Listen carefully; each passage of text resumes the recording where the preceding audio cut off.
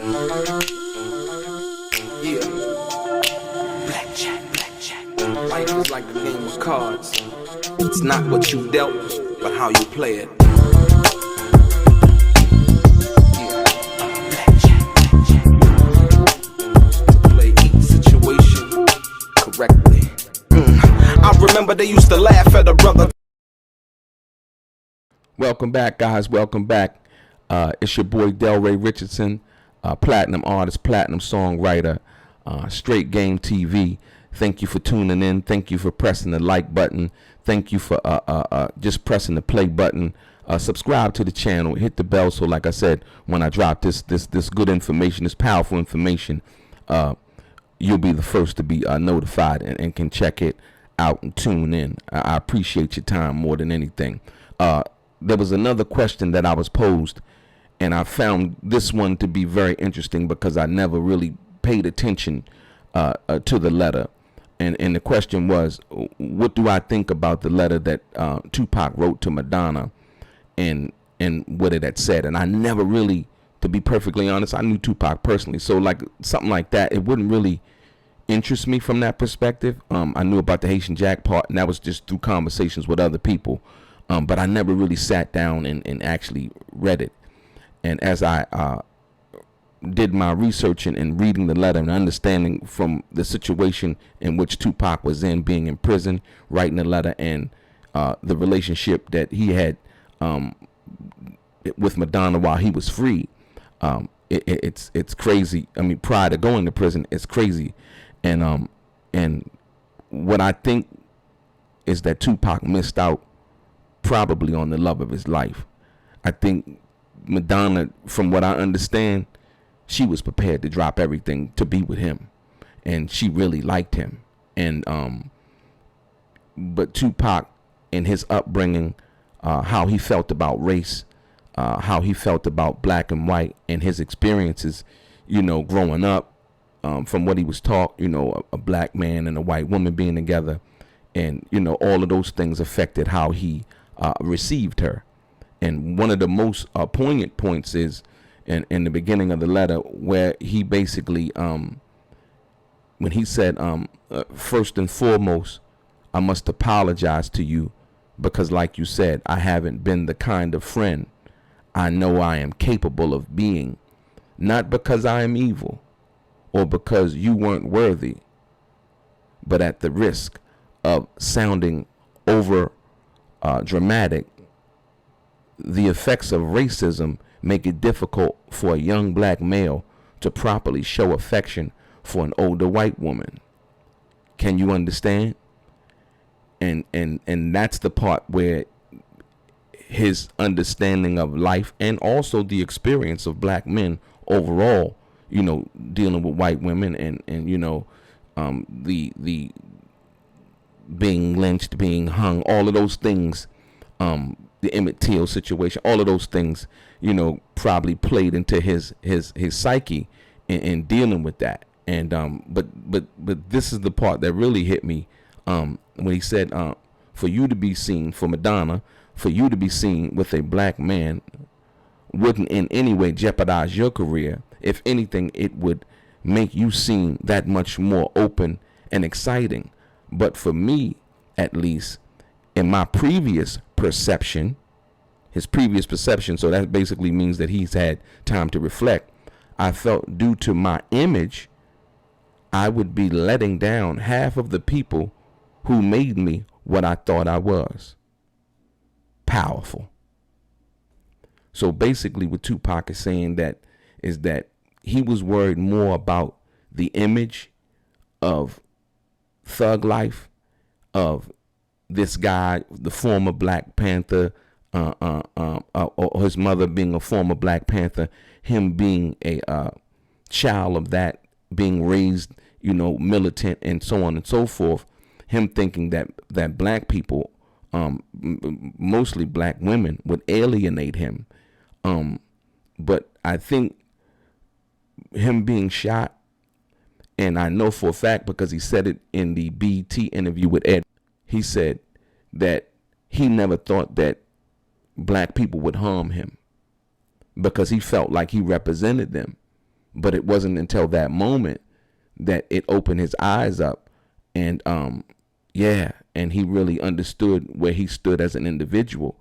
And that's powerful. In reading this letter, I think he's kind of, reflecting on that. And he goes on to say, I never meant to hurt you. As a matter of fact, I was honestly stuck on you, but I got scared. Once again, this is Tupac Shakur, for what most people know publicly, Mr. Thug Life, and, hardcore, the image once again, versus this was Tupac, the person, showing his vulnerability to somebody who he actually had feelings for, but because of a lot of other things, or should I say outside situations and feelings and things, and how he saw things, and like I said, being raised, it stopped him from pursuing what could have been the love of his life. And like I said, he said, I got scared. And that's the first time I had ever, me personally, in all my times of hanging out with him, hear him say that word right there, scared. So and this is the thing about like the black guy, the white woman relationship, with these words that he write next. He said, I didn't want to be another boy toy, or another one of many. Wow.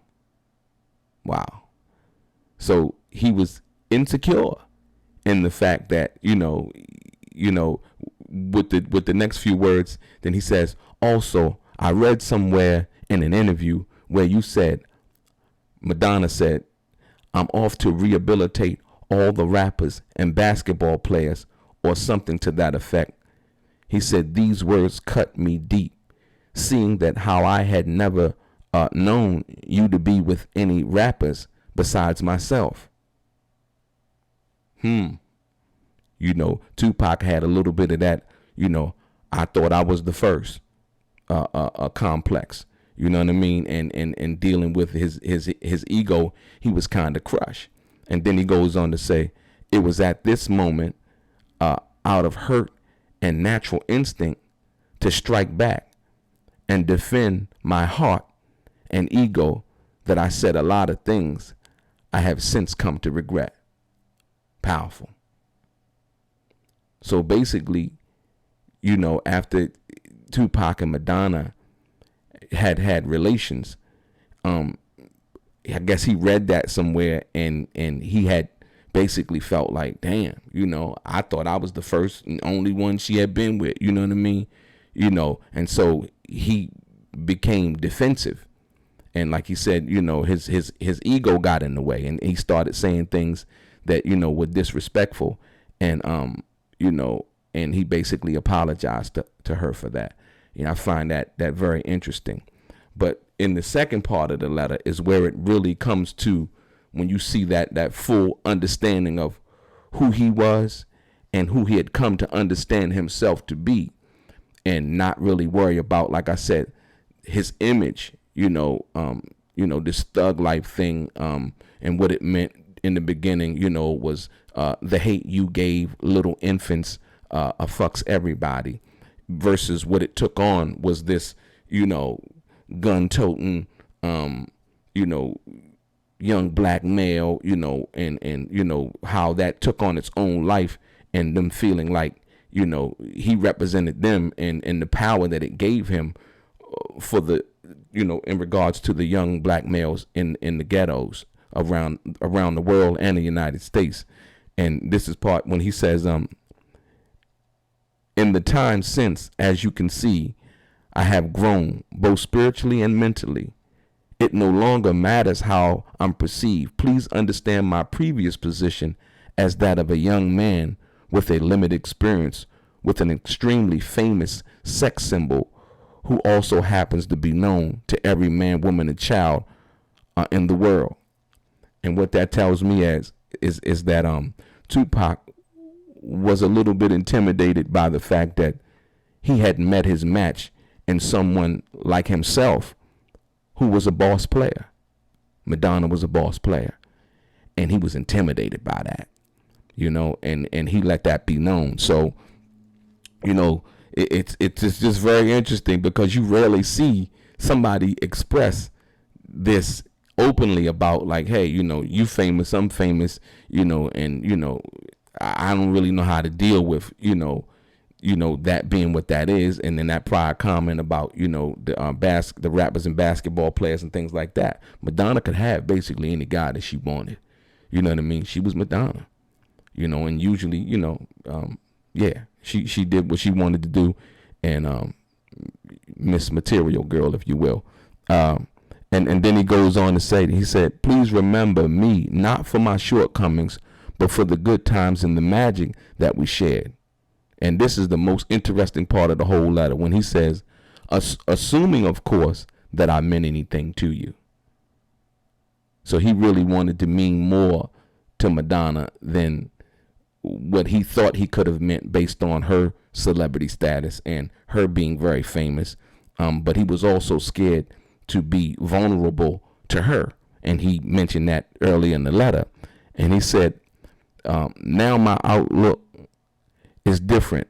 Everyone is judged and treated not by their color or fame, but how they treat me. And because you have been so kind, even in the midst of my craziness, I offer my friendship once again, this time much stronger and focused, if you are still interested. So basically, he had understood at that time, being in prison, having the time to sit down and reflect the mistake that he had made in dealing with her and who she was and what she meant, and her really, truly, honestly being genuine. And like I said, he was worried more about, not being one of the other, guys that she slept with and so on and so forth.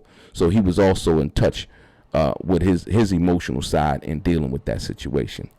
Chime in, tell me what you think about that. And I think it's very interesting. Like I said, I never really delved into the letter, but once I did, these are some of the things that I kind of picked up on.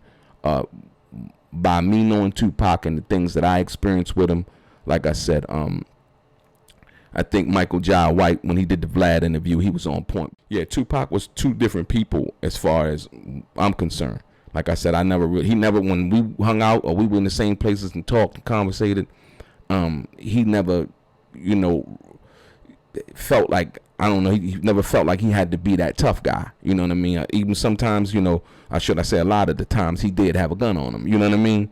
And that was only, for people who would try to take advantage of him or disrespect him. Like I said, he wasn't for that. He wasn't going to tolerate that. That was something that, you know what I mean? And so, yeah, it's very interesting. This letter was very interesting. So like I said, chime in, tell me what y'all think. Your boy DELRAY, Straight Game.